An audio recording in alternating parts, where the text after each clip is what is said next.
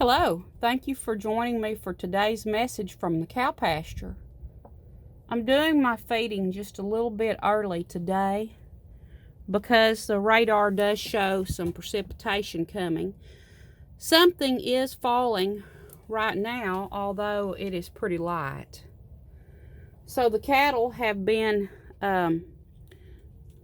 we've done everything we can to get ready for colder weather and possibly ice or snow. They have hay put out in all of their feeders and all the pastures.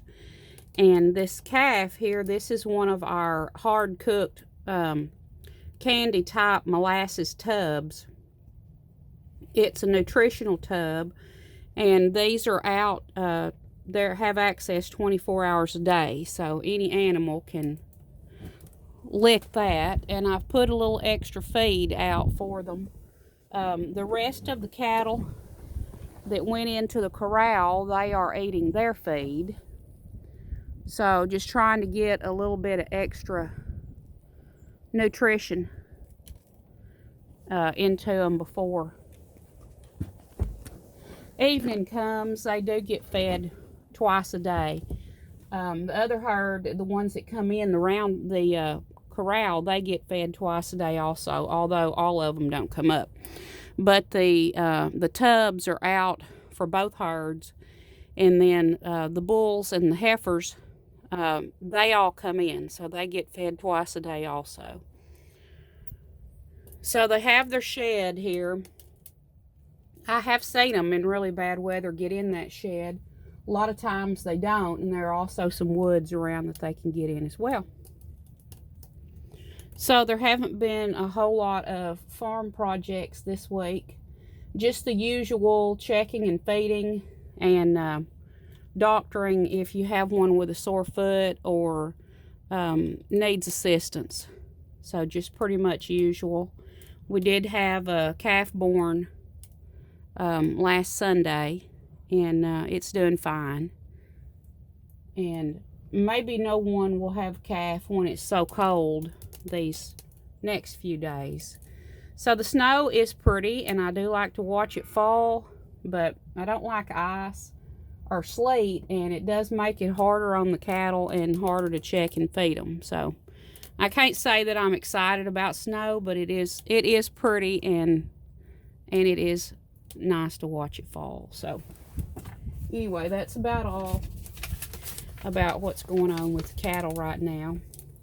So today's message is about when Jesus turned water into wine.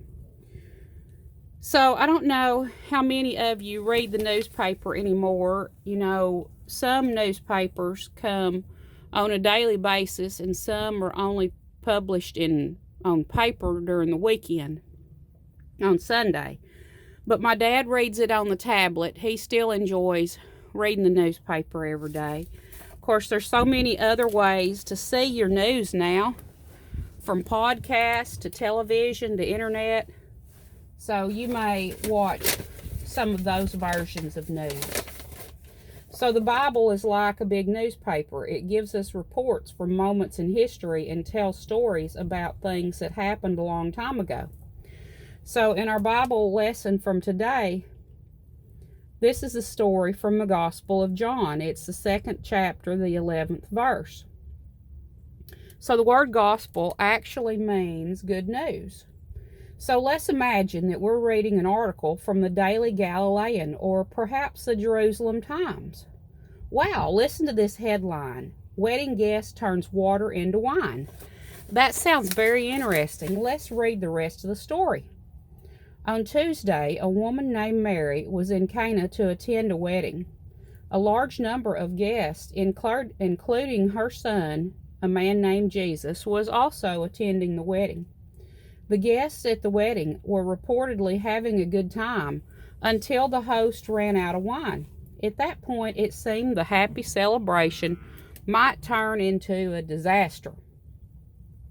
Some of the wedding guests thought that Jesus might have a solution to the problem, so they told him that they were out of wine.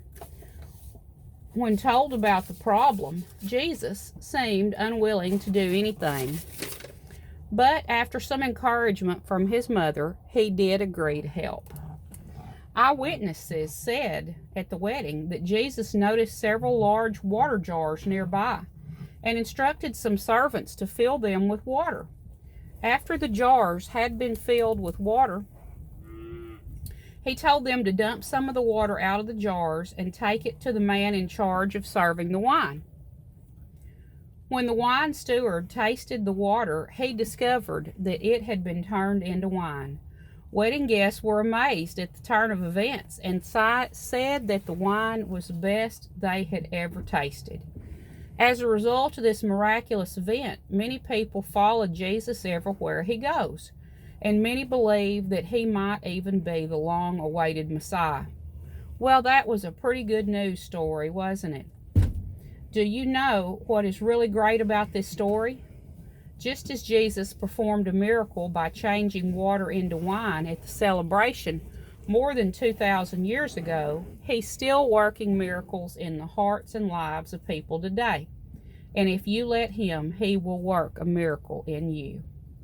Let's have a prayer before we end our message. Dear Jesus, worker of miracles, work a miracle in us today. Amen. So the cows that have been getting the feed ate up over there in the round pen, they are now coming this way because they don't want to miss any other feed. So they're coming to see if there might be some more feed over here.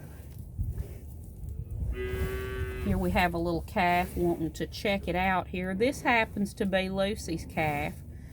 I'm sure that most of you probably remember Lucy. She's around here somewhere.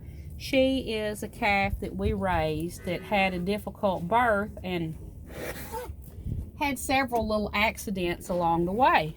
When our shed over here was blown over by straight line winds, she was unfortunate enough to cut her nose going down to her mouth on that metal roofing material.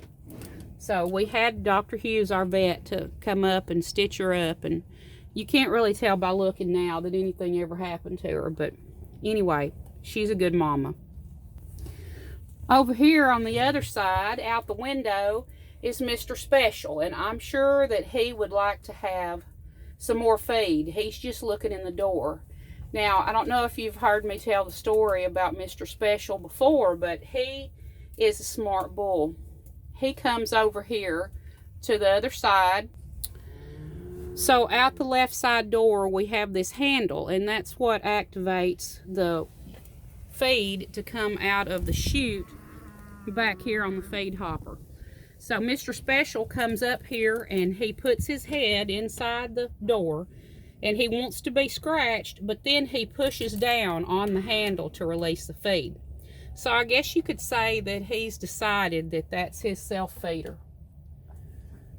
So anyway, that is about all of my message today.